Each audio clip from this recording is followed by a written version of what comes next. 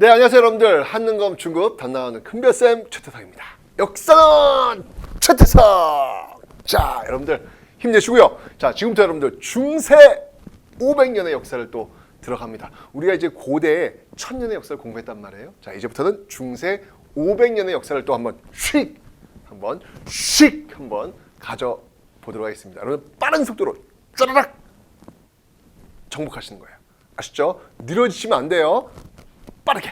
그리고 교재 별 채우기로 감 잡고, 그리고 기출문제 막판에 문제 풀고 시험장에 들어가서 합격하기. 네, 이런 거 다시 한번 제가 말씀드렸습니다. 자, 이제 중세 500년. 왕건이 세웠던 나라예요. 왕건이. 네. 자, 이 왕건이 세운 나라의 고려는 또 어떤 모습으로? 굉장히 고려는요 매력적인 나라예요. 굉장히 매력적인 나라거든요. 자, 어떤 매력이 숨겨 있을까요, 여러분들? 네, 한번 그 매력을 한번 저와 함께 만나보도록 하겠습니다. 여러분들의 시선은요, 조선인의 시선이 많습니다. 조선의 시선으로 고려를 보시는 것은 저는 좀 아닌 것 같습니다. 고려는 좀 달라요. 네.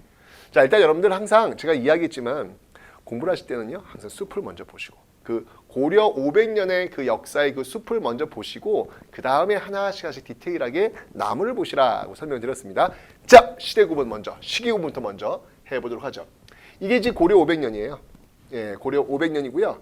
여기 지금 이제 세워진 나라가 이제 918년이 되겠고, 그죠? 그 다음에 요 분기점이 있어요. 요 분기점이 언제냐면 1170년이에요. 1170년. 그리고 이제 언제 망할까요? 예, 1392년도에 망하죠. 그죠? 자, 요런 어떤 패턴으로 지금 이루어지고 있습니다. 자, 먼저 여러분들 이 시대를 한번 나눴을 때 이 1170년이 어떤 해냐면요, 무신정변이 일어났던 해예요. 고려에서 시대 구분할 때 고려 전기와 후기를 나눌 수 있는데 그 기점이 바로 이 무신정변이다. 네, 바로 무신정변. 무신난이라고 일단 한번 써볼게요. 무신정변이다. 그래서 이제 크게 두 시기를 나눌 수가 있어요. 이렇게 고려 전기, 이렇게, 그 다음이 고려 후기, 오케이, 이렇게, 두 시기로 나눌 수 있습니다. 무신난을 계기로 해가지고 두 시기. 그리고 다시 요 앞에 시기 있잖아요. 요 고려 전기를 다시 고려 초기와 중기로 나눌 수도 있어요. 이렇게 해서 초기, 그리고 또 나누어서 이렇게 가서 고려 중기, 이렇게 구분이 가능합니다. 구분이 가능해요. 자, 먼저 여러분들 항상 시기 구분을 할 때는 그 시기를 이끌고 있었던 주도 세력들이 누구냐를 잘 눈여겨보세요. 그 역사를 이끌고 있었던 역사 주도 세력이 누구냐에 따라 가지고 그 시대의 모습이 달라지거든요. 자, 먼저 고려를 세운 사람들이 누구예요? 네, 바로 호족과 육두품이다. 호족과 더하기 육두품들이다. 라고 제가 설명을 드렸습니다. 그죠? 그래서 일단 여러분들 이 호족과 육두품을 한번 묶어볼게요. 이 호족과 육두품에 의해서 세워진 고려. 자, 그럼 과연 이들은 어떤 모습으로 변화하는지 한번 볼게요. 이 호족과 육두품, 이들은 말이죠, 쭉 가요. 쭉 가서 고려 중기가 되면 뭘로 변하냐면요, 바로 문벌 귀족이 됩니다. 문벌 귀족이 되는 거예요. 이게 참 호주가 육두품 이 당시만 해도 첫마음이야. 정말 새로운 나라를 만들어봐야지 라는 그런 첫마음으로 시작했어. 그런데 이제 시간이 흘러가면서 이제 기득권 세력이 되는 거야. 그러면서 뭘 이렇게 첫마음이야, 그냥 난 지금이 좋아, 뭐 이런 식으로 가는 이런 모습들 보이고 있죠. 이러면 여러분들 오래 못 가요. 네, 이렇게 중앙에서 있는 세력들은 문벌 귀족화 되고요. 그 다음에 지방으로 간 사람들이 또 있어요. 지방으로 간 사람들, 이 사람들은 이제 지방으로 간 사람들. 이런 사람들은 여러분들 그 지방의 향리로 자리를 잡게 됩니다. 자, 그런데 여러분들 이 문벌 귀족들이 결국은 문제가 생깁니다. 모순들, 기득권 세력으로서 변화를 거부하는 거예요. 변화를 거부하면 역사의 수레바퀴에 서 결국은 퇴출될 수밖에 없습니다. 그게 역사에서 이야기해주고 있는 거거든요. 이 문벌귀족들은 말이죠. 결국은 무신정변을 계기로 해서 결국 딱 칼에 맞고요. 무너지게 되죠. 자, 그래서 결국은 이렇게 이 무신들에 의해서 칼에 맞고 결국 문벌귀 사회는 무너지게 되는 거예요. 자, 그런데 이 후기가 어떤 시기냐면 여러분들 몽골이 쳐들어와요. 네, 몽골이 쳐들어오고 이후에는 결국은 원간섭기로 연결이 됩니다. 원간섭기로 연결이 되고 있더라. 이렇게 연결이 돼요. 몽골이 세운 나라가 원나라예요. 그래서 원나라가 간섭하는 어떤 그런 시기로 오는데 결국 여러분 이제 보시면 알겠지만 이 몽골과 무신 엄청나게 부딪히거든요. 결국은 무너지고요. 이후에 이제 원간섭기에 빌붙어서 성장하는 세력들이 등장을 해요. 그들이 누구냐면 그들이 바로 권문세족입니다. 권문세족이다. 네, 바로 이 원에 빌붙어 성장하는 그런 세력들이다라는 것이죠. 이 지방에 있었던 이 향리들이 말이죠. 쭉 세력을 성장해 오면서 이들이 막판이 되면요. 바로 신진사대부가 돼요. 신진사대부가 됩니다. 이 신진사대부가 공부한 것들이 뭐였냐면요. 바로 성리학을 수용을 해요.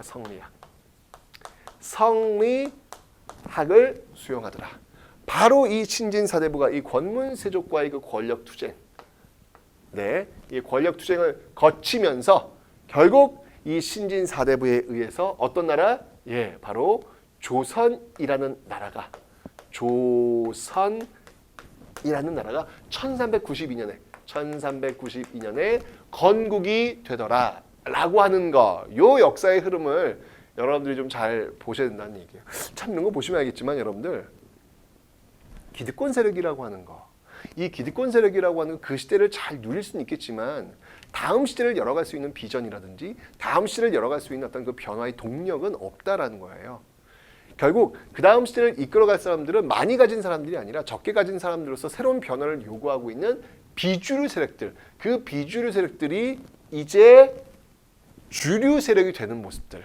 이렇게 하면서 역사는 교체되고 역사는 변화되고 역사는 발전된다고 하는 사실. 사실 여러분들 호족과 육두품들 이들이 누구였어요? 이들이 바로 그 앞에 있었던 고대 신라의 비주류였잖아요. 그죠? 골품제도에서 차별받고 있는 어떤 그런 사람들 아닙니까?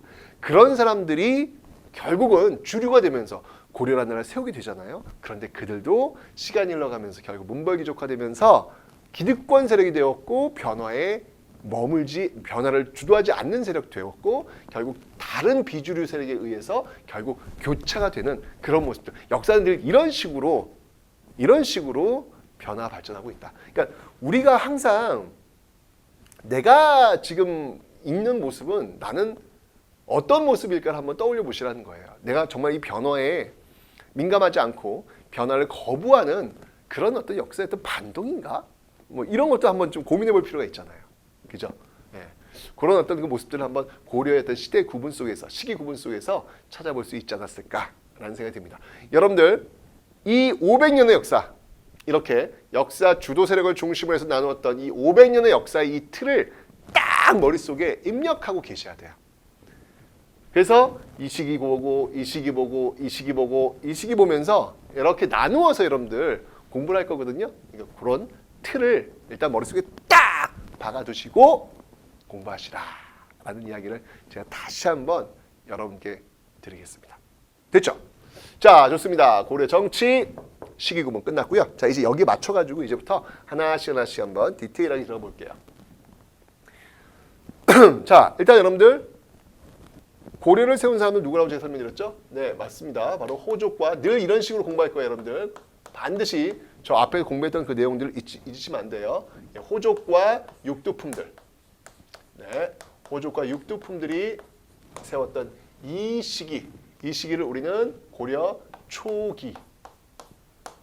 초기라고 합니다. 자, 그 다음에 이 호족과 육두품들이 어떻게 된다? 쭉 가서 결국은 나중에 기득권화되면서 바로 문벌 귀족화된다. 문벌 귀족화되더라. 자, 왜 이들을 문벌 귀족이라고 했냐면요. 이유가 있어요. 바로 이들이 가졌던 특권이 있습니다. 그 특권이 뭐냐면 바로 공음전이라는 게 있어요. 공음전이라는 게 있어요. 이게 뭐냐면 바로 조상의 음덕을 통해서 받는 토지예요. 그러니까 문벌 귀족으로 태어나면요. 먹을 게 그냥 죽을 때까지 해결되는 거예요. 와우. 일 안 해도 돼. 얼마나 귀족으로 태어난다는 게 얼마나 대단한 겁니까, 여러분들. 그죠? 지금은 불가합니다. 그리고 또 뭐가 있냐면 여러분들 전시과라는 게 있어요. 자, 한번 제가 이제 묶어볼게요.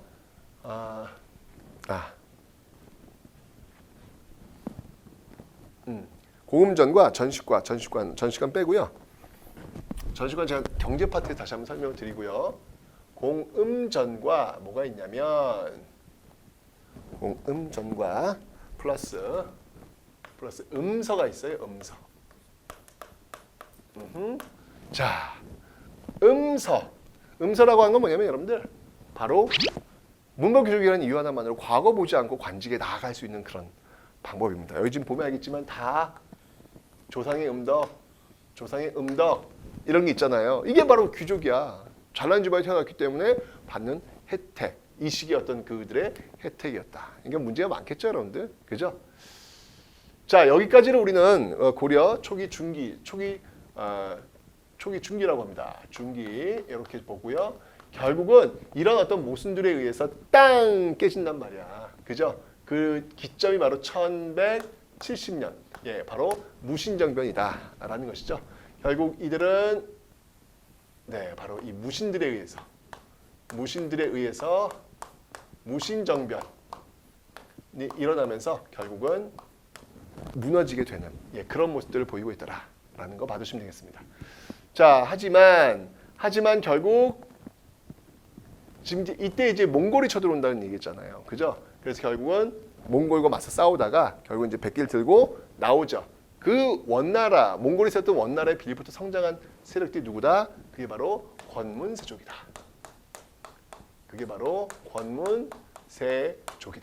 요렇게. 아까 공부했던 내용들이에요, 여러분들. 공부했던 내용들. 이걸 우리는 고려 후기다. 고려 후기의 모습이다. 이렇게 설명하는 거예요. 됐죠? 요걸 항상 여러분 염두에 두시고 자, 지금부터 고려 초기 모습을 한번 살펴보도록 하겠습니다. 자, 고려 초기예요. 고려 초기니까 지금 앞에서 보시면 바로 요 시기입니다. 요 시기. 네, 바로 918년부터 이제 출발해 가지고 나오는 요 시기를 한번 보도록 할게요. 자, 먼저 여러분들 고려를 세운 사람이 있죠. 바로 태조 왕건입니다. 태조 왕건부터 한번 이야기를 해 보도록 하지요. 자, 태조입니다. 태조 왕건. 자, 이 태조 왕건은요, 여러분들 이게 그냥 태조 왕건이 힘이 막 세가지고 그냥 딱 통일시킨 거 아니에요. 호족들과 연합을 해가지고 고려를 세운 겁니다. 이거 왕권이 강할까 약할까? 항상 개국 초기에는 왕권이 약해요. 그래서 이 당시에는 왕권이 상당히 약한 모습들을 보이고 있다라는 거. 왜? 이 당시는 호족 연합 정권의 모습이기 때문에. 호족 연합 정권의 모습이기 때문에 왕권이 약해요. 그러니까 태조 왕건이 걱정이 많아. 야, 나 죽은 다음에 이거 어떡하냐 이거. 그래가지고 막 유언도 남겨요. 걱정이 많아. 그 유언이 뭐냐면 바로 그러니까 훈요 10조라는 유언을 남길 정도로 아주 이 태조 왕건이 걱정이 많습니다. 자, 어쨌건 이 태조의 정책을 한번 살펴보도록 하죠. 자, 태조는요, 먼저 여러분들 역시 호족들에 대한 정책이 필요했어요. 물론 기본적으로 민생 안정책, 세금 깎아주는 거 이거 기본적으로 합니다. 네, 세금 깎아주는 거 이거 너무 당연한 거예요. 합니다. 그건 이제 그런 거고 호족들에 대해서 이걸 어떻게 처리할 것이냐. 호족 정책. 자, 호족 정책에 대해서는요. 당근과 책직을 동시에 써요. 먼저 당근부터 한번 보죠. 일단 대표적인 게 뭐냐면 결혼 정책입니다. 이게 호족들하고 결혼을 해주는 거예요. 여러분들 결국 이 결과 태조 왕건의 부인이 몇 명인지 아세요? 29명이야. 와, 29명. 뭐 이렇게 첩질을 하고 다닌 거야. 뭐야 이 사람. 이렇게 여러분들 보시면 안 돼요. 근데 다시 한번 얘기했지만 우리가 지금 조선인의 그 사고방식을 갖고 있어요. 지금 조선은 아니지만 우리 굉장히 조선의 영향을 많이 받고 있거든요. 그 조선의 시선으로 고려 시대를 이렇게 바라보시면 여러분들 안 돼요. 고려는 고려입니다. 우리 조선의 시선으로 고려를 바라보시는 것은 그것은 고려에 대한 예의가 아니라고요. 고려 시대는요, 여러분들 이런 어떤 근친혼 이런 것들이 다 허용이 되고 있었어요. 특히 굉장히 그 왕실에서는요 거의 장려하다시피 이런 어떤 모습들이 있었거든요. 결혼 정책을 취하는 거예요. 호족들이 이제 좋겠죠. 그 다음에 사성제도, 성씨를 주는 거예요. 왕씨를 주는 거예요. 왕씨를 주는 거예요. 그리고 공을 세운 사람들, 개국공신들한테 역분전, 땅을 주는 거예요. 네, 역할에 따라서 나누어 줬던 토지라는 의미입니다. 자, 이렇게 이런 모습들은 지금 그렇죠. 바로 당근이에요. 그런데 이것만 준 건 아니고요. 채찍도 있어요. 채찍이 뭐가 있냐면 사심관 제도라는 게 있습니다. 사심관. 자, 사심관은 뭐냐면 최초의 사심관이 그 경순왕이에요. 신라의 마지막 왕 경순왕이에요. 그래서 경순왕한테 너 경주 지역 사심관해라고 이제 준단 말이에요. 그 사심관이 뭐냐면 그 지역에서 어떤 반란이 일어나면요 연대 책임을 지는 거예요. 이 사심관의 핵심적 키워드는 연대 책임이에요. 연대 책임. 연대 책임이다. 그리고 여러분들 또 뭐가 있냐면 기인제도. 기인제도. 자, 기인제도는 여러분들 왜 신라 시대 때 여러분들 인질로 잡아오는 그런 제도가 있었잖아요. 인질처럼 이제 했던 거. 그게 바로 상수리 제도. 기억나세요, 여러분들? 상수리 제도. 지방에 있는 유력자를 경주에 데려와 살도록 하는 거. 이게 상수리 제도잖아. 기인제도 역시 마찬가지로 인질 제도예요. 그 사람, 바로 그 사람의 자식 있잖아요. 그 자식을 개경에 와서 살도록 하는 겁니다. 호족의 자식을 딱 개경에 와서 살도록 하는 것이죠. 이게 바로 기인제도다. 굉장히 고민이 많았던 거예요. 이 호족들을 어떻게 처리하지? 그래야 내가 왕권을 강화시키지? 이런 것들에 대해서 고민이 많았다. 그래서 사심관과 기인과 같은 그런 채찍 정책도 있더라. 당근과 채찍을 함께 쓰고 있었다라는 거 봐두시면 되고요. 그 다음에 호족의 정책 말고요. 또 중요한 게 있었죠. 바로 북진정책이라는 게 있습니다. 북진정책. 왜냐면 여러분들 고려라고 하는 이름을 표방한 것만 봐도 알겠지만 여러분들 어느 나라를 계승한 거예요? 고구려를 계승한 거거든요. 그러니까 고구려의 영토를 찾겠다라고 하는 의지, 이런 의지가 많았다는 얘기죠. 그래서 고구려의 수도가 어디였죠, 여러분들? 바로 평양입니다. 그래서 평양을 이제 고려 시대는 서경이라고 불렀거든요. 이 서경을 굉장히 중요시 여겨요. 서경을 중시 여기고 계속해서 밀고 올라가죠. 그래서 영토를 확장시킵니다. 청천강에서 영흥까지 영토를 이렇게 확장시키는 그런 모습들이 있다라고 하는 것을 여러분 기억해 주세요. 근데 태조가 참 죽으면서도 이게 참 결혼을 이렇게 많이 했으니까 부인이 29명이면 자식들이 얼마나 많겠어. 그럼 그 자식들이 지금 서로 왕이 되겠다고 난리를 부를 거 아니야. 그죠? 실제로 그런 일이 벌어져요. 실제로 이런 것들 때문에 굉장히 혼란스러운 어떤 그런 모습들이 보여지고 있더라. 그런 과정에서 등극했던 왕이 누구였냐? 바로 그가 광종이에요. 이 과정에서 태조에서 광종으로 넘어오는 요 과정에서 있었던 사건을 한번 들어봐라 라고 한다면 왕위쟁 탈전, 바로 왕규, 왕규의 난이 있습니다. 그러니까 이게 바로 이제 서로 왕이 되겠다고 하는 그 다툼의 한 고리, 기억나시죠, 여러분들? 이게 상상이 되시죠? 서로 왕이 되겠다고 하는 거야. 이제 그 뒷자리를 이어야 될 거 아니야. 태조의 뒤를 이어야 될 거 아니야. 그러면서 막 싸우는 어떤 그런 과정들이 나오는데 그중 대표적인 바로 왕규의 난이다라는 거. 그런 과정에서 어렵게 광종이 왕위에 올랐어요. 이 광종 되게 무서운 사람이에요, 여러분들. 정치인 광종, 와 무섭습니다. 이 사람요, 딱 집권하자마자 7년 동안 아무것도 안 해요. 아무것도 안 해요. 그냥 저 관리들이 그냥 결제해달라는 거 다 결제를 해줍니다. 조용히 정중동의 모습을 보이고 있죠. 그러다가 어느 순간 갑자기 우리 저기 너희들 해달라는 거 다 해주다 보니까 국가 재정이 비었어. 국가 재정을 채워야 줄 거 아니야. 나 이거 하나 좀 통과시켜줘. 뭐처럼 안건을 하나 넣죠. 그게 뭐였을까요? 그게 바로 광종의 노비 안건법이라는 거예요. 네, 노비들을 불법적으로 노비가 된 사람들을 안검 조사한다는 얘기예요. 조사하고 검사해가지고 그 불법적으로 된 노비들을 다시 양인으로 원위치로 돌려놓겠다. 왜냐하면 노비는 세금을 안 내잖아. 근데 양인들은 세금을 낸다고요. 그래서 그들을 불법적으로 노비하는 사람들을 양인으로 돌려서 그들이 세금을 내도록 하겠다. 그래서 국가주의를 확보한 다음에 당신들 돈 줄 수 있을 거 아니냐. 이런 식으로 얘기를 해요.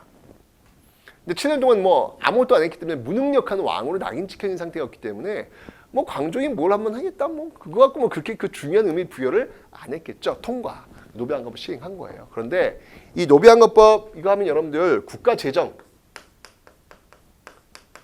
이 재정 확보에 굉장히 도움이 되는 거거든요. 그런데 이탈 여기서 끝난 게 아니야. 그러더니 갑자기 과거제를 시행한대요. 과거제. 우와. 과거제를 시행한답니다. 깜짝 놀랄 만한 일이 벌어진 거예요. 이 과거제가 여러분들 독서 삼품과의 전신이라고 보시면 돼요. 신라 하대에 시행된 제도입니다. 이거는 이제 독서 삼품과. 독서 삼품과의 전신이다. 네, 독서 삼품과의 전신이다 라고 보시면 돼요. 이거는 이제 신라 시대 때 있었던 그런 내용이 되겠습니다. 이건 통일신라 시대 때예요. 통일신라 있었던 내용인데 이 과거제 시행이 있다는 거예요. 이 과거제 시행이 있어가지고 결정적 역할을 했던 인물은 바로 쌍기. 쌍기라는 인물이 되겠습니다. 자, 근데 이게 여러분들 왜 중요한 거냐면 아니 지금 이 호족들 말이에요. 짱짱 이앗 해가지고 지금 고려 건국에 참여했던 사람들이잖아요. 근데 이 사람들을 갑자기 그런 거 다 필요 없어. 개혁공식 필요 없어. 이제 실력에 의해서 왕이 원하는 사람 뽑을 거야. 이거는 공개적으로 한판 뜨자는 거예요. 지금요. 호족들하고. 그죠? 호족들이 가만히 있겠어요? 허허? 저게 지금 나한테 덤비네. 당연히 광종을 가만히 두려고 안 했겠죠. 광종은 근데 말이죠. 그걸 기다렸어요. 왜냐면 여러분 정치는 명분이 필요하다고 그랬죠. 분명히 광종의 목표는 호족들에 대한 숙청이야. 그런데 그 호족들이 개국공신이야. 그 개국공신을 어떻게 마음대로 죽이겠어요? 그럼 안 돼요. 그러려면 그들을 숙청해낼 수 있는 명분이 필요할 거 아니에요. 그 명분은요 간단합니다. 바로 영모예요. 영모면 가능하죠. 영모에 그들의 혐의가 있다면 가능하죠. 영모의 혐의를 씌우기 위해서 과거제라고 하는 틀을 하나 던진 거예요. 그리고 호족들은 그걸 물었고 광종을 처단하기 위해서 들고 일어난 거예요. 광종은 기회는 이때다라고 해서 호족들을 그냥 쓸어버립니다. 여러분들 그거 아세요? 노비 안건법의 이 노비는요 군사력으로 전환될 가능성이 있어요. 그죠? 광종이 왜 과거제보다 노비 안건법을 먼저 시행했냐면 바로 호족들의 힘을 약화시키기 위해서. 이들의 힘을 약화시켜 놓은 거야. 호족들 의심하지 않았어. 그리고 나서 과거제라는 틀을 딱 던진 거죠. 그리고 호족이 그걸 문 거야. 이미 힘이 빠져있는 그 호족들을 가차없이 무차별적으로 제거해 나가는 광종의 모습. 광종은 집권한 지 7년 동안 아무것도 안 했다 그랬죠. 그 7년 동안 바로 자신이 어떻게 해서 최종적으로 호족들을 숙청할 것인지에 대한 그 플랜들을 탁탁탁탁탁 짜고 있었는지도 모릅니다. 그래서 광종은 무서운 사람이라는 거예요.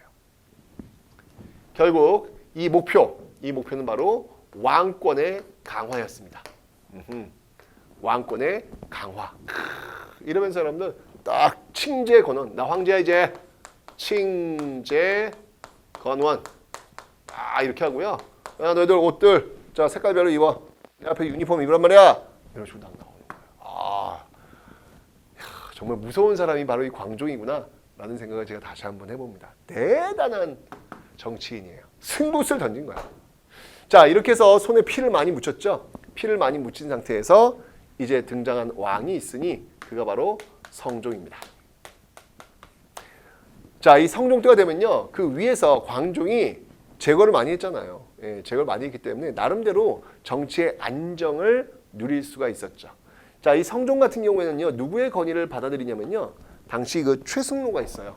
이 최승로의 시무 28조 그 건의를 받아들입니다. 최승로의 시무 28조. 이 건의를 받아들여요. 이 최승로는 여러분들 유학자예요. 육두품. 그러니까 보세요. 이게 지금 최치원, 최승로 다 경주 출신들이에요. 육두품 집안. 그런데 신라 하대 최치원이 시무책을 진성여왕한테 제출했을 때는 퉁 웃겨, 퉁 발려. 하지만 고려를 세운 사람들이 호족이라고 했잖아요. 그 호족과 육두품이라고 했잖아요. 그 육두품 최승로가 이렇게 직접 시무 28조 올려가지고 왕에게 건의했고 그게 시행이 됩니다. 다른 거예요. 신라 하대의 육두품과 고려시대의 육두품 출신은 다른 거예요. 왜? 육두품들은 지분이 있거든. 고려를 세운 지분들이 있거든. 달라진 위상을 보이고 있는 겁니다. 물론 고려시대 되면 골품제라고 하는 것 자체가 의미가 없지만. 오케이? 자, 성종은요. 그래서 여러 가지 제도 정비를 합니다. 먼저 중앙 정비부터 한번 살펴보도록 하죠. 자, 중앙은 여러분들 이성육부 체제로 운영을 합니다. 자, 이성육부. 중서문화성과 상서성. 그리고 이병호형 예공과 같은 육부. 이호예병영공이 아니라 이병호형 예공이에요. 이런 육부를 지금 만들고 있더라. 이성육부 체제를 이제 중앙조직이 맞춘 거야. 자, 이 이성이라고 하는 건 여러분들 이거 중국 당나라 중서성, 문화성, 상서성 3성에서 따온 거예요. 거기서 이제 중서성과 문화성을 중서성과 문화성을 합친 거지.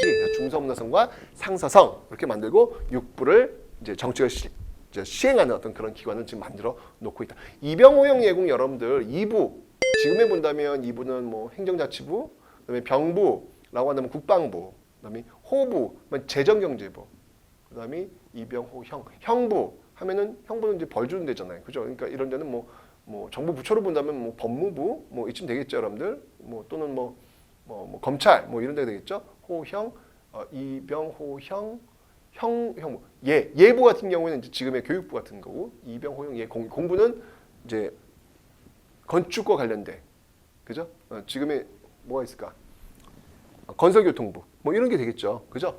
그런 똑같아 지금하고. 이게 이름만 좀 다를 뿐이지 사람 살아가는 모습은 제가 똑같다고 제가 설명드렸잖아요. 그런 이성육부 조직을 지금 정비하고 있더라라고 하는 거 여러분 기억을 좀 해놓으시면 되겠습니다. 이성육부 조직을 이렇게 보면 여러분들 여기서 여러분 꼭 기억하실 게 있어요. 세 가지를 여러분들 반드시 기억하셔야 합니다. 자, 어떤 걸 기억하셔야 되냐면요. 자, 먼저 첫 번째는 고려의 독자적 기구가 있어요. 독자적 기구. 독자적 기구가 있어요. 자, 고려의 독자적 기구에는 뭐가 있냐면요. 바로 귀족회의예요. 귀족회의. 고구려의 제가회의, 백제의 정삼, 신라의 화백회의 같은 귀족회의가 있어요. 그 귀족회의가 뭐였냐면 바로 도병마사라는 거예요.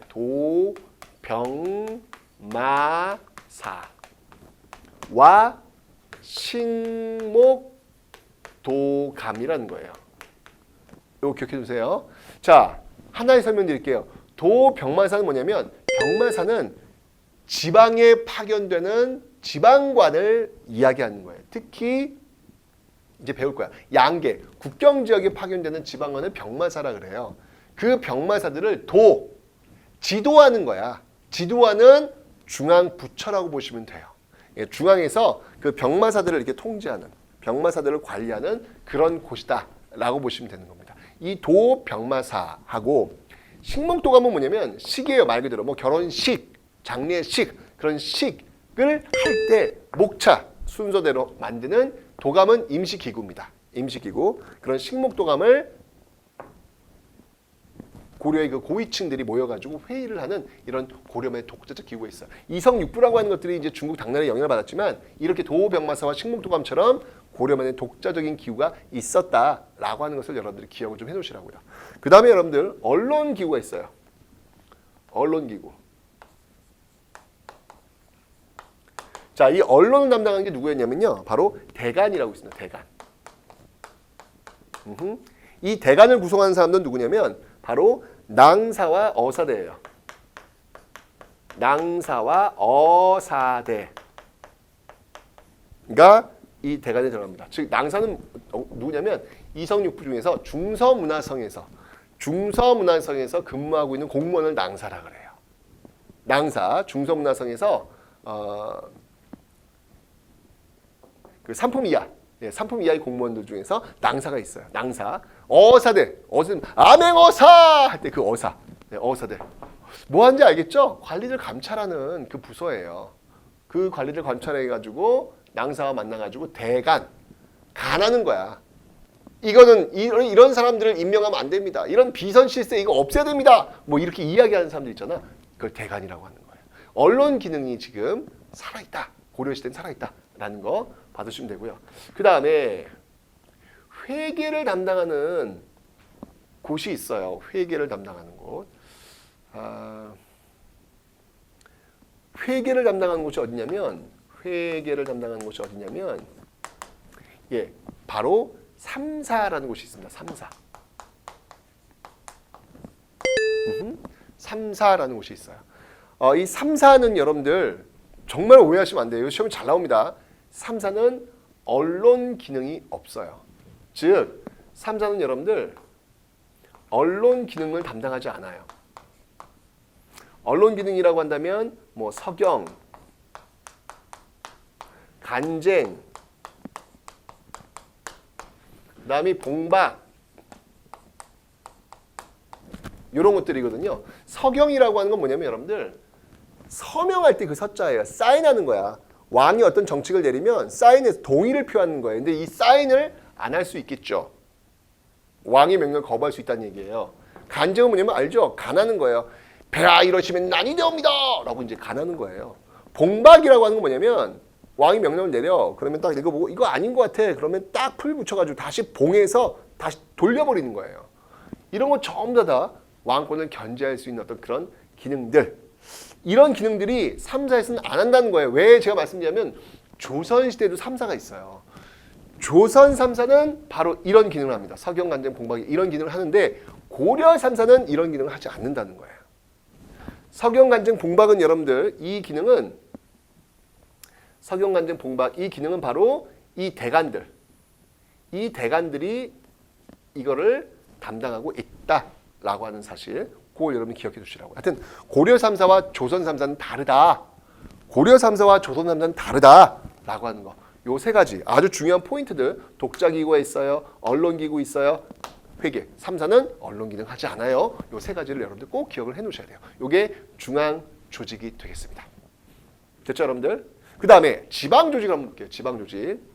자, 지방 조직은요. 막 내려와가지고 예, 바로 쭉 한번 가보죠. 지방에는 여러분 뭐가 있었냐면 이 최승로가 건의를 해요. 건의를 해가지고 지방관 파견을 요청을 합니다. 자, 그래서 고려 최초로 이 지방관이 12목에 파견이 돼요. 예. 바로 이 최승로의 시무 28조였던 그 건의에 의해서 지방관이 12목에 파견됩니다. 여러분들 이게 무슨 말이냐면 보세요. 지금 이 고려를 세운 사람들은 호족들이야. 호족들이 지방에서 자기 세력을 또아리를 지금 틀고 있단 말이에요. 그 지역은 중앙에서 이렇게 다스릴 수가 없는 지역이야. 호족들의 자치구역이거든 거기는. 그런데 광종이 손을 봤잖아. 호족들을 제거했잖아. 그러면 그 자리가 비어 있을 거 아니에요. 그 자리에 왕이 직접 뽑은 지방관을 그 빈자리에 집어넣어서 그 지역을 통치하겠다는 의미예요. 이해가 되시죠, 여러분들? 이게 이렇게 맞물려 들어가는 거야. 중앙 집권이 가능하도록 만들어 놓겠다는 이야기예요. 물론 이 지방관 파견은 여러분들, 이 지방관 파견은요 전국에 파견된 건 아니에요. 예, 전국 파견은 아닙니다. 아직은 그 정도는 아니야. 여러분들 지방관이 전국에 파견된 시점은 언제인지 아세요? 그거는 조선시대에 가야 돼. 조선시대에 가야 중앙 집권 체제가 완성이 되거든요. 네, 그래서 아직까지는 아니지만 그래도 어쨌건 고려 최초로 최승로의 건의에 의해서 지방관을 지금 12목에 파견하고 있다라는 것이죠. 이 12목이라고 하는 그 지방 시스템이 이제 시간이 흘러가면서 이제 수정 보완돼요. 성종 이후예요. 이건 성종 이후입니다. 라고 하면서 빰빰빰빰 성종 이후니까 점 표시 딴딴딴딴 넣고 요게 이제 어떻게 이제 되냐면 바로 오도와 양계로 정리가 됩니다. 중요하죠, 여러분들. 굉장히 중요한 부분이에요. 바로 오도와 양계로 정리가 돼요. 자, 잘 보세요. 오도는 여러분들 행정적인 기능을 주로 하고요. 양계는 여러분들 군사적 기능을 주로 합니다. 보세요. 양계의 위치를 보시면 알겠지만 지금 저 북쪽에 하나 그리고 동쪽에 있잖아. 북쪽에서는 여러분들 그 위에 있는 북방 민족들을 막기 위해서고 동쪽에 동쪽에 계를 설치하는 이유는 뭘까요? 북계와 남계, 북계와 동계를 설치하는 이유. 동계는 뭘까요? 동계는 왜구를 막기 위해서 동계를 이렇게 막은 거예요. 그래서 딱 보면 군사 지역이잖아요. 그 군사 지역에 이 양계를 지금 설치하고 있더라라는 것이죠. 자, 이렇게 해서 이제 지방관을 파견했어. 여기 양계에 파견된 지방관이 누군지 알아요, 여러분들? 양계에 파견된 지방관?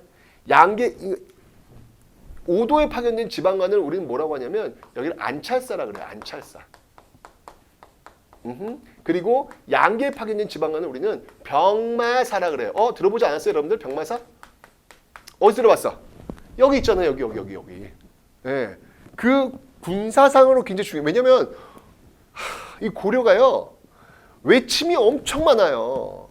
외적이 쳐들어온단 말이에요. 진짜 고려시대 너무 가슴이 너무 아파. 너무 전쟁이 많아. 10세기, 11세기는 거란족이 쳐들어와요. 12세기는 여진족이 쳐들어와요. 13세기는 몽골이 쳐들어와요. 14세기는 홍건적과 그 왜구가 쳐들어와요. 계속 쳐들어와. 얼마나 힘들었겠어. 그러다 보니까 이렇게 군사적으로 중요한 지위를 갖고 있는 사람들이 모여서 회의를 많이 했다는 이야기예요. 그래서 이런 병마사들이 이제 관리하는 어떤 중앙 관청으로서 도병마사가 있더라. 여기서 이제 중요한 결정들을 했더라라고 하는 것들을 여러분들 기억을 좀 해놓으시라고요. 연결되시죠? 도병마사가 바로 이렇게 양계에 파견된 지방관들 이런 사람들을 다 관리하는 어떤 그런 관청이었구나라는 거. 왜? 고려시대는 외침이 많았으니까 이런 게 필요했겠네. 느낌이 오시죠? 문제는 뭐냐면 오도 양계에 이렇게 파견이 되었는데 지방관이 파견되었는데 제가 얘기했잖아요. 전국에 파견된 게 아니에요. 그래서 이 오도 양계에 파견되지 않은 오도 양계 이 지방관이 파견되지 않은 지역이 있어요. 거기를 어디라고 하냐면 여러분들 보세요. 제가 이 부등호 표시예요. 이것보다 지방관이 파견된 이 오도 양계보다 지방관이 파견되지 않은 이 특수행정구역이 훨씬 더 많다라는 거예요. 자, 그러면 이 파견되지 않은 지역이 어느 지역인지 볼게요. 먼저 속군과 속현이 있어요. 느낌이 오시죠, 여러분들? 속해 있는 군, 속해 있는 현. 그리고 특수행정구역으로서 향, 부곡, 소가 있어요.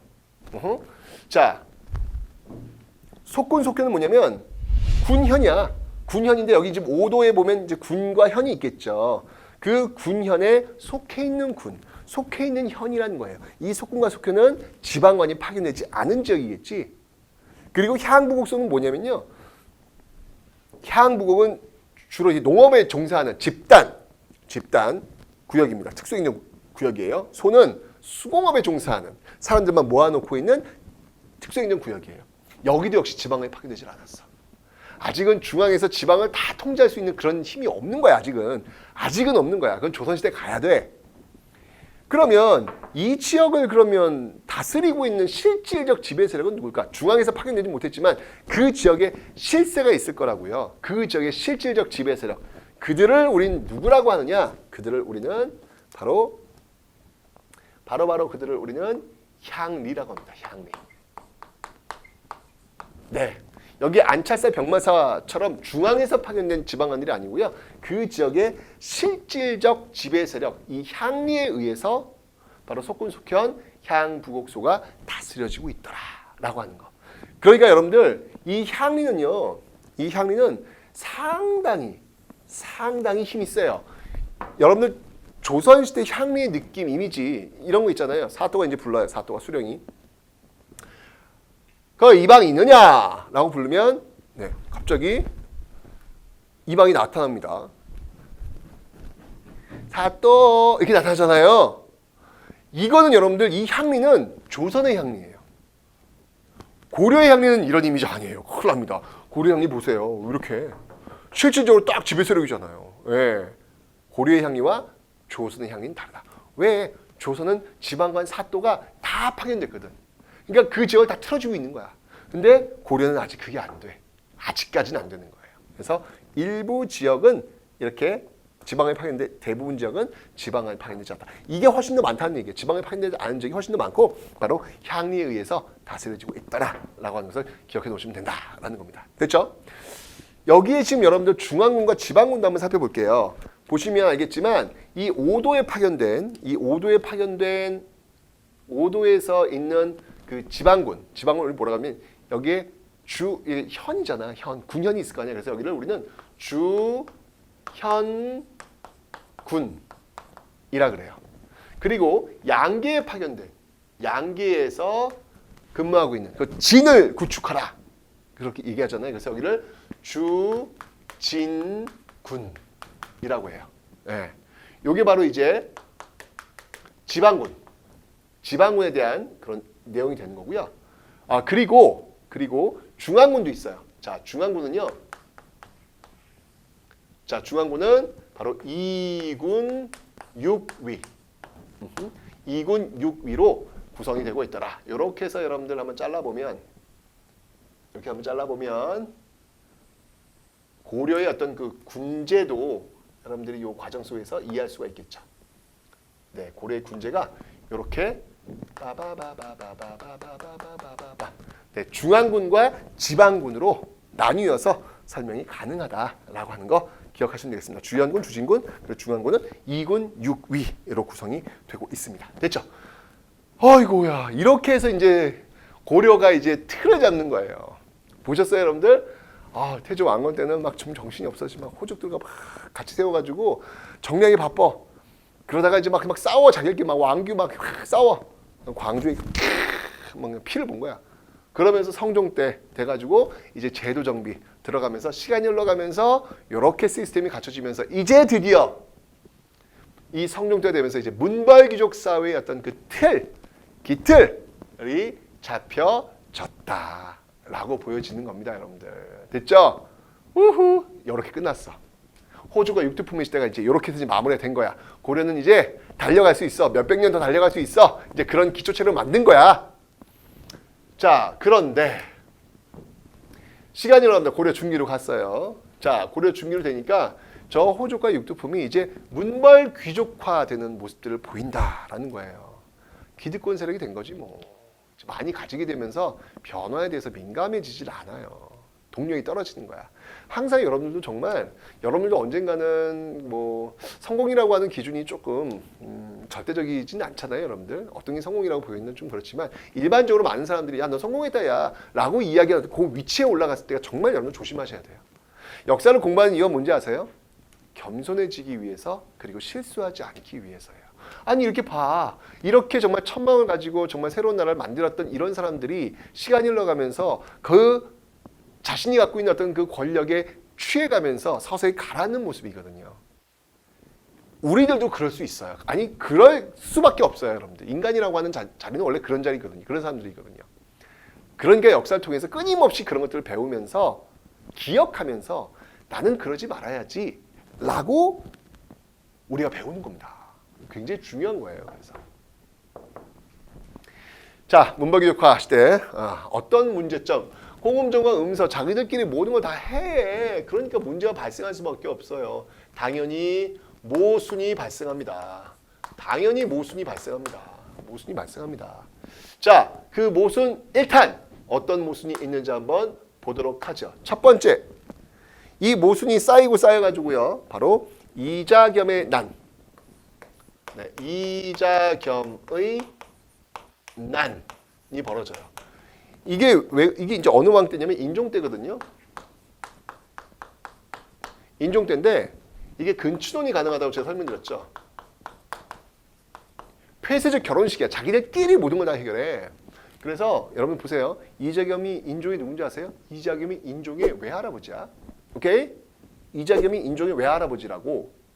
그런데 이자겸이 인종의 장인도 돼요. 뭐야? 그러면 인종 누구랑 결혼한 거야? 이자겸의 외할아버지인데 이자겸의 장인이라고? 누구랑 결혼한 거야 그러면? 맞습니다. 인종은 바로 자기의 이모랑 결혼을 한 거예요. 이런 게 고려야. 아, 근데 여러분들 뭐야 이상해 이렇게 보시면 안 된다고요. 그거는 지극히 여러분 조선의 사고방식으로 바라보시는 거예요. 고려는 고려의 눈으로 보셔야 합니다. 고려를 고려하세요. 네, 자 그래서 이런 일이 벌어지니까 이자겸이 막 권력이 막 많아질 수밖에 없잖아. 엄마 왕의 외할아버지야, 나 왕의 장인이야 이러면서 권력이 막 엄청나다고요. 그러면서 결국 이자겸이 나도 그러면 왕위를 한번 해볼까? 라는 식으로 이자겸의 난을 척준경과 함께 일으켰던 사건. 뭐 결국 어떻게 이자겸의 난은 성공하지 못해요. 이건 성공하지 못하지만 중요한 건 뭐냐면 고려 사회를 한 번쯤은 흔들어 놓을 수 있는 균열이 생겼다는 거죠. 균열이. 두 번째 균열. 바로 묘청의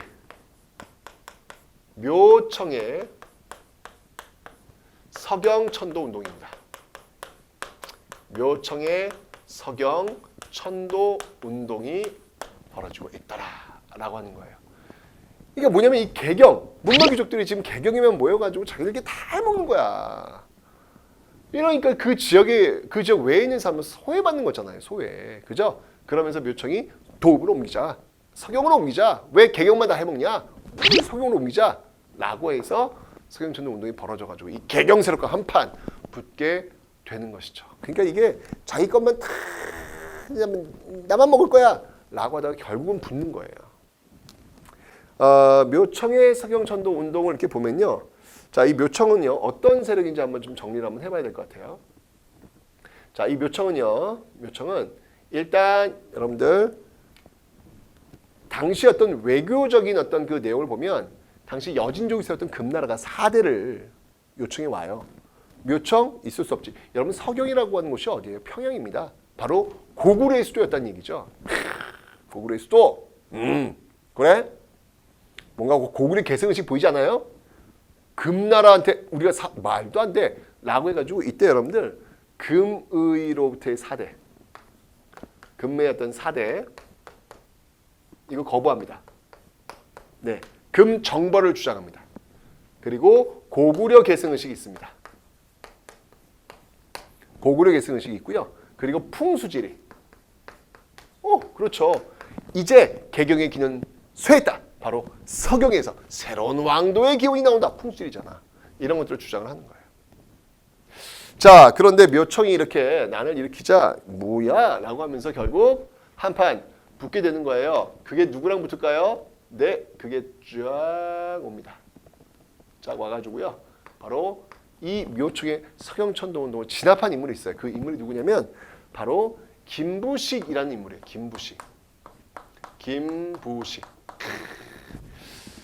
자, 여러분들이 김부식 하면 누구예요? 현존하는 가장 오래된 역사서를 썼던 인물 바로 삼국사기 그 주인공이 바로 김부식이잖아요. 그 김부식이 묘청의 서경천도 운동을 진압하게 되는 것이죠. 바로 김부식입니다. 김부식이 바로 묘청의 서경천도 운동을 진압하고 있더라. 자, 그러면 이 김부식은 또 과연 어떤 세력일까? 한번 봐야 되겠죠. 자, 이 김부식은 여러분들 금 역시 마찬가지로 금의 4대를 하자라고 했을 때 4대 해야 된다. 금 4대 해야 한다. 이렇게 주장했던 인물이고요. 그리고 신라계 승의식. 왜냐면 고구려계 승의식이 있으면 자꾸 부딪혀야 돼요. 중국하고요. 이 사람들은 지금 많이 가진 사람들이잖아. 굳이 부딪힐 이유가 뭐가 있어? 가만히 있어도 먹고 살 수 있는데. 기득권 세력들이 어떤 그런 모습들이 보일 수밖에 없다는 얘기죠. 그리고 유학자, 유교. 저희 어떤 그런 마인드를 가지고 지금 이 묘청의 서경천도 운동을 지금 정리하고 있다라고 하는 것을 여러분들 보시면 되겠습니다. 야, 이 묘청의 석영천도 운동은 여러분들 나중에 역사가들한테도 정말 이게 회자가 돼요. 야, 대단하다. 대표적으로 이 묘청의 석영천도 운동을 평가했던 인물이 있죠. 예, 바로 단제 신채호. 이 신채호가 뭐라고 평가했냐면요. 묘청의 석영천도 운동이야말로 이 운동이야말로 바로 조선 역사 1000년 내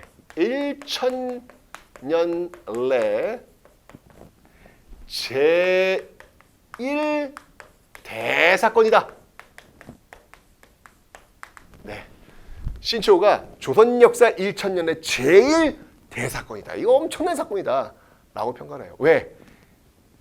바로 어떤 진취적인 어떤 서경 세력과 보수적인 유교 세력들, 유학 세력들이 부딪혔는데 여기서 유학자 세력들이 성공을 하면서 결국은 진취적 세력이 꺾였고 이 김부식의 어떤 이 유학자 세력들이 쭉 그 뒤를 이어와서 그들이 바로 신진사대부, 그들이 바로 조선을 건국이 되었고 결국 조선을 약하게 만들었고 결국은 식민지로 들어갈 수밖에 없는 운명을 만든 그 첫 번째 사건이 바로 이 묘청의 석영천도 운동이다. 이렇게 평가를 해요. 굉장히 중요한 사건이라는 얘기잖아요. 그죠? 자, 이게 어떻게 이걸 바라봐야 될까요, 여러분들? 이렇게 되면서 결국 태조 왕건이 세웠던 그 첫마음으로 똘똘 뭉쳤던 새로운 나라를 만들어 보겠다는 폐쇄적 신분사였던 골품제에 있었던 그런 신라의 세력을 없애버리고 새롭게 개방적인 어떤 그 사회를 만들겠다는 그 꿈들이 다시 폐쇄적으로 갇히게 되면서 그 안에 내부적으로 썩어 들어가면서 결국 빵 터지는 어떤 그런 모습들이 보여지게 되더라. 근데 문제는 뭐냐면 빵 터졌지만 결국 다 덮었다는 거예요. 덮었다는 거예요. 일단 김부식이 진압을 했잖아. 개경세 승리했잖아. 보세를 승리했잖아. 그죠? 자, 이렇게 되면서 그 내부적으로 썩어가는 모습은 더욱더 심할 수밖에 없는 것이죠. 결국은 그 문명규식들이 어떻게 돼요? 칼에 맞아서 결국은 쓰러집니다. 그게 뭐예요? 그게 바로 무신정변. 바로 이 모순을 칼로 해결했던 인물들. 그들이 바로 무신들입니다. 그들이 바로 무신들입니다. 대표적인 인물 이의방, 그다음에 정중부. 네, 이런 인물들이 결국 딱 문벌기들을 때린 거예요. 아, 이게 왜 그러냐면 여러분들 이게 참 이게 보시면 알겠지만 특히 정중부 같은 경우는 여러분들 이게 수염을 기가 막히게 아주 멋지게 길렀다고 합니다. 그리고 얼마나 귀해. 그러면 이게 수염이요. 이게 남학생들 알 거야. 이게 조금만 관리 안 하면 아주 지저분해지거든요. 이걸 예쁘게 유지한다? 이거 어마어마하게 정말 정성을 들여야지 가능한 거예요. 제가 옛날에 시험 출제하러 들어갔었는데 한 달간 있으니까 뭐 나도 한번 수염을 한번 길러봐야지 해서 그때 면도를 안 했어요. 제가 한 달간 내가 어떤 모습인지. 세상에나 한 달 다 끝나고 나오는데 그렇게 더러울 수가 없는 거야. 이게 가만 놔둔다고 이게 만들어지는 게 아니더라고. 아주 잘 다듬어야 되겠더라고. 정중부가 그렇게 수염을 아주 애지중지했대요. 그런데 이 김돈중이라는 작자가 촛불을 갖고요 정중부의 수염을 태운 사건이 벌어졌어요. 정중부가 얼마나 열받았겠어. 이 군인 정중부가. 그 김돈중이 누군지 아세요? 바로 김부식의 아들이야. 김돈중이 아빠한테 일렀겠지. 김부식한테. 아빠 정중부 제가 나 괴롭혀. 지가 뭔 잘못했으면서. 김부식이 결국은 정중부와 또 한판 하죠. 이런 식이 이제 벌어지는 거예요. 이런 식이. 이게 무신들이 지금 부글부글한 거야. 김부식은 지금 뭐 최고 실세인데 막 그 아들 지금 어떻게 부글부글한 거야. 그러다가 결정적 상황이 벌어져요. 왕이 이제 그 보현원에 이제 행차를 간 거예요. 그래서 이제 수바키를 해. 수바키는 이제 이게 손으로 이렇게 막 싸우는 어떤 그 무술, 네, 그런 시합을 하는 거야.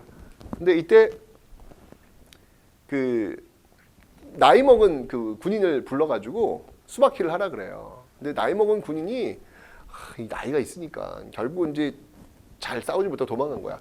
도망갔을 때 그 문신 한뇌라는 사람이 그 도망가는 군인이 뺨을 때리면서 야 너희들 이거밖에 못하냐 라고 하는 거예요. 굉장히 높은 장군이었거든요. 이걸 딱 보고 나서 이것도 진짜 가만두면 안 되겠네. 라고 해서 이 군인들이 칼을 뽑고 일어났던 사건. 그러니까 이 문방일사가 얼마나 모순에 쌓여 있으면 자기가 뭘 하는지도 몰라. 그냥 썩을 대로 썩은 거지.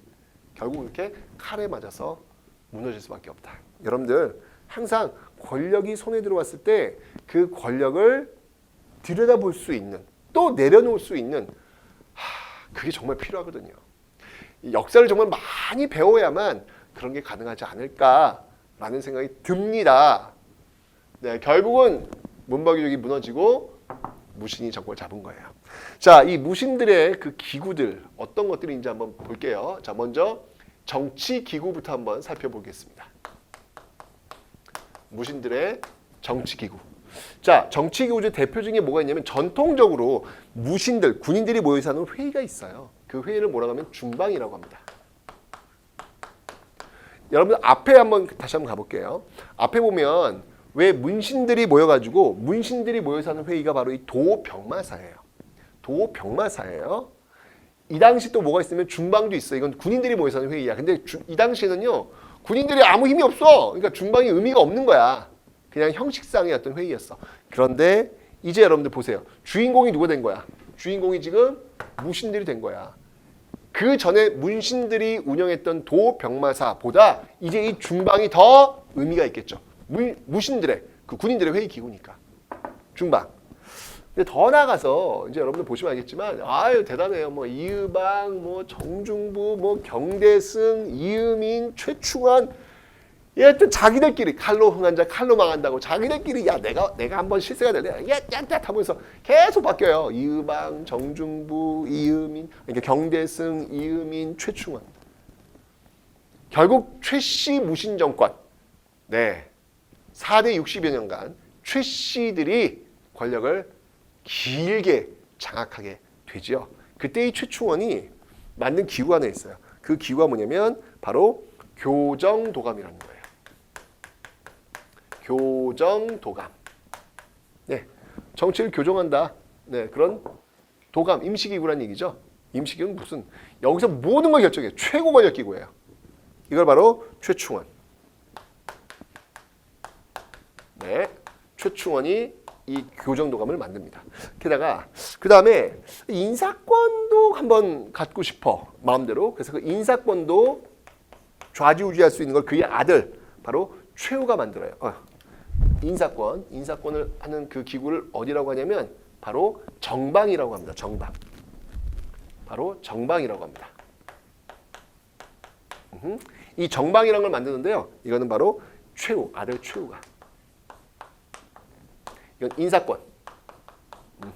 인사권을 좌지우지하는 그런 기구다. 이게 어떤 정적 기구라면 그 다음에 군사적인 어떤 그런 역할을 하는 것도 있어요. 자, 군사 중요하죠. 사병기구가 필요했던 거예요. 그 사병기구로서는 바로 도방. 나중에는 삼별초. 대몽황제에 또 앞장섰던 어떤 그런 부대이기도 하잖아요. 이런 삼별초와 같은 그런 권력기구를 가지고 바로 이 무신 정권을 유지하고 있더라라고 하는 모습들을 보시면 되겠습니다. 정말 칼로 흥한 자 칼로 망한다는 말이 딱 맞아 떨어지는 것 같아요. 이 무신 정권을 보면은 그러니까 이들은 말이죠, 여러분들 새로운 시대를 열 수 있는 비전은 없어요. 그게 한계야. 그러니까 새로운 세력으로 등장을 했는데 칼만 있지 이 새로운 시대를 열 수 있는 어떤 그런 어떤 그 뭐라고 할까? 새로운 시대를 열 수 있는 어떤 비전이 없었어. 그게 문제야. 그러니까 오래 못 가는 거예요. 결국 여러분들 이 무신 정권 때는요 엄청나게 지금 저항하는 모습들이 많이 등장하고 있습니다. 자, 그 저항의 사례들을 제가 한번 볼게요. 바로 민중들의 그 민의 저항이라고 할 수 있죠. 그 민의 저항들이 굉장히 심했어요. 민의 저항. 자, 그 민의 저항 사례 어떤 것들인지 한번 볼까요? 자, 먼저 첫 번째는 뭐가 있냐면요. 바로 망이 망소이의 난이 있습니다. 망이 망소이의 난. 자, 망이 망소이의 난. 자, 이건 어디서 일어난 거냐면요. 이건 바로 공주 명학소에서 일어났어요. 공주 명학소. 자, 여러분 일단 위치 잘 봐두세요. 공주예요, 공주. 공주면 여러분들 고대 백제 어디야? 수도잖아. 웅진. 역사를 겹쳐요. 중요하죠, 여러분들. 시험에 나올 가능성이 많다는 얘기예요. 공주. 문영왕릉이 있는 곳이야. 문영왕릉이 있는 곳. 그다음이 소가 어디야? 소. 소는 바로 향부곡소. 그 소예요. 특수행정구역에서 망이와 망소의 난이 들고 일어난 거야. 뭐야? 무신들이 지금 문신들 치고 올라왔어? 그래? 그럼 우리도 한번 해볼래? 라고 나 보여주는 거죠. 이러면서 이제 굉장히 민의 저항들이 많아요. 또 뭐가 있냐면 만적의 난이라고 있습니다. 여러분. 만적의 난. 만적의 난. 만적의 난. 이 만적의 난 여러분들 개경에서 벌어졌습니다. 개경. 개경에서 만적의 난. 요건 이제 여러분들 이 만적의 노비예요. 노비. 노비인데 바로 신분 해방. 신분 해방을 외치고 있더라. 이와 같은 바로 민의 저항. 네, 민의 저항 사례가 무신 정권 때 굉장히 많이 일어나고 있었다라고 하는 사실을 여러분들 기억해 놓으시면 되겠습니다. 됐죠? 이렇게. 네. 민의 저항 모습들 보고 있으면 되겠습니다. 그러니까 뭔가 권력을 장악했어. 어떤 그 문벌교육 사회의 어떤 모순을 보면서 권력을 장악했는데 권력을 장악한 데만 그친 거야. 뭔가 새로운 시대를 열 수 있는 어떤 그런 비전이 있었는데 힘만 있는 거지. 힘만 있어서는 오래 못 가거든요, 여러분들. 결국 이 기층 민들의 어떤 그 저항을 받으면서 서서히 침몰해 가고 있었고 또 외부적으로는 몽골이 쳐들어오거든요. 그 몽골과의 어떤 그 항쟁 속에서 또 힘이 빠지는 어떤 그런 모습들. 결국 무신 정권은 문을 닫게 됩니다. 자, 이 무신 정권과 또 한판 붙었던 몽골, 그죠? 이 몽골. 이 몽골이 결국 이제 무신 정권을 무너뜨리고요. 결국 이 몽골이 세웠던 나라 바로 원나라. 바로 이 원간섭기로 들어가게 돼요. 자, 이 원간섭기에 여기에 이제 빌부터 성장했던 세력들이 바로 이 권문세력이 되겠죠. 문제는 뭐냐면 이제 이 원간섭기를 어떻게 우리가 떨쳐낼 것이냐. 이게 제일 중요한 화두가 되는 거예요. 크게 두 개의 축으로 나누어 볼 수 있겠습니다. 크게 두 개의 축으로 나눠 볼 수 있는데요. 한번 보죠. 자, 먼저 여러분들 공민왕의 개혁이 있어요. 먼저 공민왕의 개혁이 있습니다. 첫 번째 공민왕의 개혁이 있어요. 공민왕. 이 공민왕의 반원, 즉 원나라에 반대하는 거예요. 그 다음이 반권문세족. 대표적인 인물이 바로 기철과 같은 인물들. 이런 어떤 그 모습들을 보이게 될 겁니다. 이거는 제가 다음 그 외교 파트에 가면 다시 한번 자세히 설명을 드릴 거예요. 그런데 이제 일단 이 공민왕의 어떤 그 개혁은요, 이거는 실패해요. 이건 실패합니다.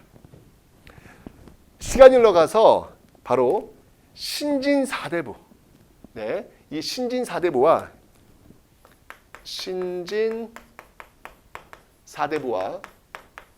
그리고 결합을 해요. 누가 결합하면 신흥무인 세력들. 신흥무인 세력들이 결합을 합니다. 신흥무인 세력의 대표적인 인물이 누구냐면 바로 이성계. 이들이 결합을 해가지고요. 이들이 결합을 해서 뭘 했냐면 먼저 정치 권력을 장악해야죠. 그래서 위화도 회군. 이들이 바로 위화도에서 회군을 합니다. 이 위화도 회군을 통해서 정치 권력을 장악하고요. 그리고 다음 단계 뭐였냐면 바로 이제 권문세족이 가지고 있는 경제적인 이권을 가져와야 돼요. 그게 뭐였냐면 바로 과전법의 시행이라는 거예요. 과전법의 시행. 네. 이제 권문세족들이 갖고 있었던 그 불법적인 대농장, 어마어마한 토지를 다 회수해서 바로 신진사대부의 경제 기반으로 만들겠다. 이게 이제 경제적으로 권력을 또 장악하는 것. 바로 이렇게 위화도 회군과 과전법이라고 하는 과정을 통해 가지고 이제 완전히 권문세족의 날개를 꺾어놨다라고 해가지고 이제 맨 마지막으로 조선이라는 나라를 건국하게 되는 거예요. 네, 이런 어떤 과정을 통해 가지고 바로 고려 시대가 문을 닫게 되는 그런 모습을 보이게 되는 겁니다. 자, 이게 바로 고려 500년의 정치사예요. 한번 쭉 한번 훑어왔습니다. 보면서 여러분들 어떤 걸 느끼셨지? 제가 한번 일단 제일 중요한 거 찍어드린 다음에 말씀을 좀 드리죠. 자, 여기 한번 볼게요. 자, 그래서 제일 중요한 내용들은 뭐가 있는지 한번 보도록 하겠습니다. 자, 먼저 여러분들 이게 시기구분. 이 시기구분이라고 하는 거는 여러분들 한번 항상 고려에서 공부할 때는요, 딱 요 시기구분에 맞춰가지고 가야 된다라는 거 잊지 마시고요. 자, 초기로 한번 와보죠. 초기에서 정말 중요한 거 각각의 왕들의 정책들이에요. 뭐 결혼 정책, 사성 제도, 역분전이라고 하는 제도, 뭐 결혼 정책은 너무 중요하니까 한번 보시고, 그다음이 사심관, 그리고 기인 제도라는 게 있다는 거, 인질 제도라고 제가 설명드렸죠. 네, 이런 내용들 보시고요. 그다음 북진 정책을 통해서 이 서경을 굉장히 중시 여겼다라고 하는 거. 그다음에 여러분들 정말 제일 시험에 잘 나온 게 뭐냐면 광종이에요. 광종의 노비안건법 그리고 과거제 시행. 와우, 이거 너무 중요합니다, 여러분들. 노비안건법과 과거제 시행은 정말로 중요한 거니까 여러분 반드시 기억해 놓으셔야 됩니다. 아주 중요합니다. 자, 그다음에 이제 성종 들어와가지고 이제 이런 것들이 있다. 도병마사와 식목도감이 있다라는 거 봐두시면 되고요. 낭사와 어스대 있습니다. 그리고 최승로라고 하는 인물을 좀 여러분들 기억해 두세요. 최승로 기억해 놓으시면 되고, 그다음에 오도와 양계. 요거는 이제 특히 양계는 이렇게 군사 기능을 담당하고 있다라는 거 봐두시면 되겠습니다. 됐죠? 초기 어떤 이렇게 시스템 잡혔어. 자, 중계 와가지고 여러분들 바로 이자겸의 난, 이제 모순이야. 이자겸의 난, 그 다음이 묘청의 서경천도 운동과 같은 이런 사건들이 벌어지고 있다라는 것을 봐두시면 되겠습니다. 됐죠? 그리고 이제 결국 이제 무너졌네. 무신정변에 의해서 무너졌고요. 특히 여러분 여기서는요, 망이 망소의 난이 공주에서 일어났다는 거 꼭 봐두시면 되고요. 만정은 노비야. 만정의 난이 개경에서 벌어졌다라고 하는 것을 기억해 놓으시면 되겠습니다. 그리고 이렇게 되면서 이제 위화도 해군과 과전법, 특히 이제 과전법 중요하죠. 위화도 해군과 과전법을 딱 시행하면서 조선이라는 나라를 이렇게 건국하고 있는 그런 내용들을 여러분들 보시면 되겠습니다. 그렇죠? 저는 이 고려 500년을 공부하면서 그런 생각이 들더라고요. 뭔가 권력이라고 하는 것들을 쥐고 있을 때 어떤 모습을 보여야 될까?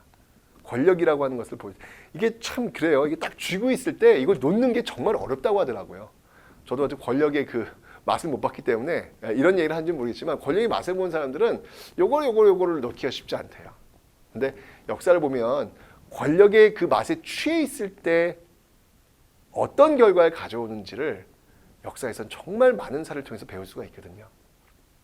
이런 사례를 좀 배운다면 정치인들이 좀 더 합리적이고 건강한 선택을 할 수 있지 않을까. 우리 역시 마찬가지로 살아가는 데 있어가지고 늘 겸손하고 늘 좀 추한 모습으로 이렇게 문을 닫는 그런 모습들을 좀 막아내려면 역사를 공부해야 되지 않을까라는 생각이 듭니다. 권력을 쥐고 있었던 문벌귀족의 모습, 무신들의 모습, 권문세족의 모습들, 우리한테 시사하는 바가 많지 않나라는 생각이 드네요. 자, 여러분들 고려는요 정말 외침이 많았다고 설명드렸어요. 대단한 나라예요. 그 엄청난 외침 속에서 고려의 깃발을 꺾지 않은 나라, 그게 바로 고려입니다. 그 멋진 고려의 대외 항쟁사의 역사를 다음 시간에 보도록 하겠습니다.